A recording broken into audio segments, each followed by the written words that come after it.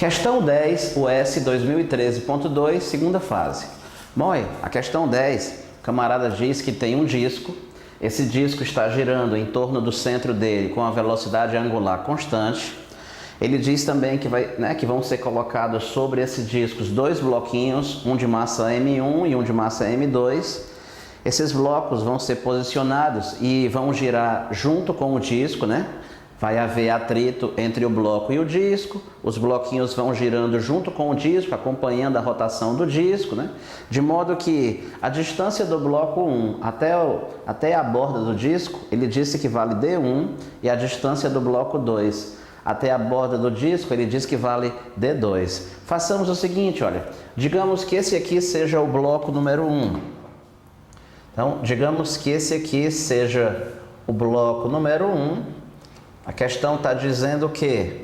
A questão está dizendo, que a distância do disco, que a distância do bloco até a borda, a distância do bloco 1 até a borda do disco vale D1.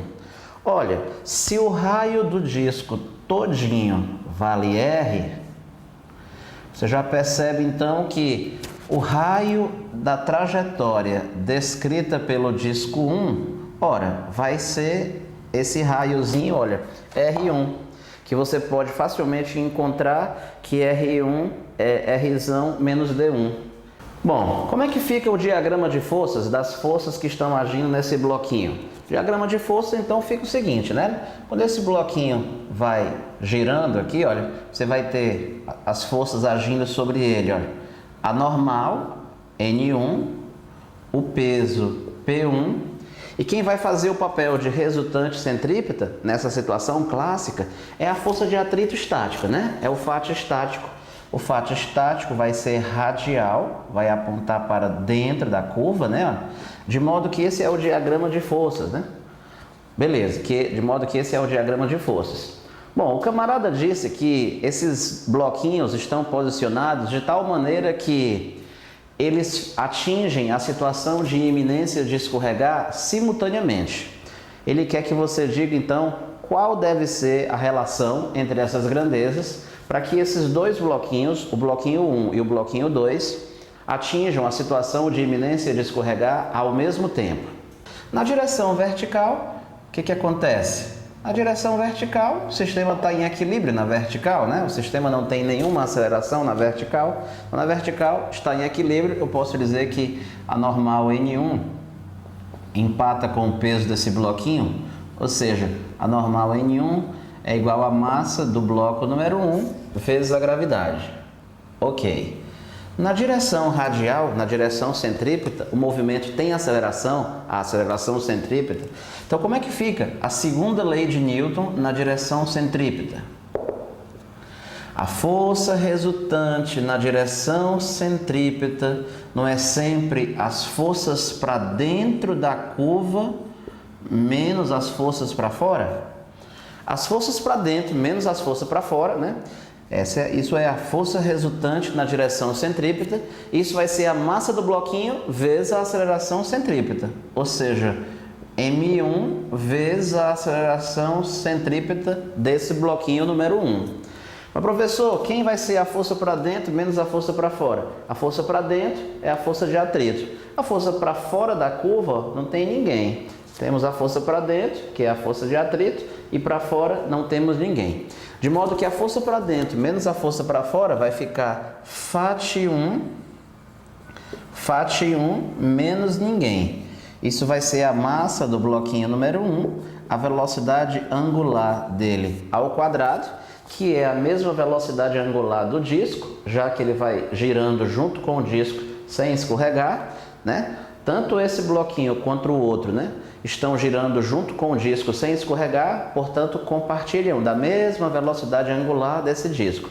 Então, vai ficar a massa vezes a velocidade angular, vezes o quê? O raio da trajetória descrita por esse bloquinho. O raio da trajetória é a distância do bloquinho até o centro. Se lembra que eu já tinha calculado o valor de R'O1? R'O1 é essa diferença. Então, vou escrever aqui R'O1. De modo que na direção centrípeta, na direção radial, a condição é essa, né? Olha, segunda lei de Newton. Você lembra que o camarada disse que esse bloco, né, está na iminência de escorregar. Tanto esse quanto o outro, ambos estão na iminência de escorregar. A condição de iminência de escorregar, você se lembra bem, que é dizer o seguinte, que a força de atrito já cresceu tanto, mas tanto, que ela já atingiu aquele valor limite, o valor máximo que ela consegue atingir, que é μ estático vezes a normal. μ estático vezes a normal. Então, essa é a terceira condição então, que nós temos. De modo que nós temos aqui a equação número 1, a equação número 2, a equação número 3. Façamos o seguinte, vamos agora relacionar essas equações. Vamos substituir a equação 1 e a equação 3 na equação 2, para você ver o que a gente vai encontrar. Substituindo a 1 e a 3 na equação 2, o que é que nós vamos encontrar? Veja, só que φ1 não é μ1 vezes a normal N1, μ1 vezes a normal N1. Só que N1, professor, é M1 vezes G. M1 vezes G. Isso é M1 ômega ao quadrado R1. Então, a gente está encontrando o seguinte, olha, quando esse bloquinho número 1 está girando e está na iminência de escorregar, vale a seguinte relação, olha. Ótimo, beleza. Bom, você se lembra que tem um bloco número 2. O bloquinho 2 tá se movendo juntamente com o bloquinho 1, os dois estão ali em cima do disco. Então você deve concordar o seguinte, olha, se eu fosse colocar o bloquinho número 2 nessa figura, o bloquinho número 2 teria um diagrama de forças semelhante a esse, teria uma relação semelhante a essa, o desenvolvimento do bloquinho número 2 seria igual a esse, e no final das contas, a gente acabaria encontrando uma relação semelhante para o bloquinho número 2. Ou seja, para o bloquinho número 2, a velocidade angular com que ele deve estar se movendo deveria ser, então, o coeficiente de atrito entre o bloquinho 2 e o disco, vezes G, vezes o raio da trajetória do número 2. Bom, como os dois blocos giram juntos com o disco, compartilhando da mesma velocidade angular do disco, a gente pode igualar essas velocidades angulares. Os dois estão com a mesma velocidade angular. Então, quando você iguala essa velocidade angular com essa, você vai então encontrar a seguinte relação. Mas quem é R1 e quem é R2? μ1. R1, você se lembra que a gente tinha encontrado aqui, olha. Você se lembra que a gente tinha encontrado aqui, ó, que R1 era dado por isso. Então, como é que fica? R1 é R menos D1.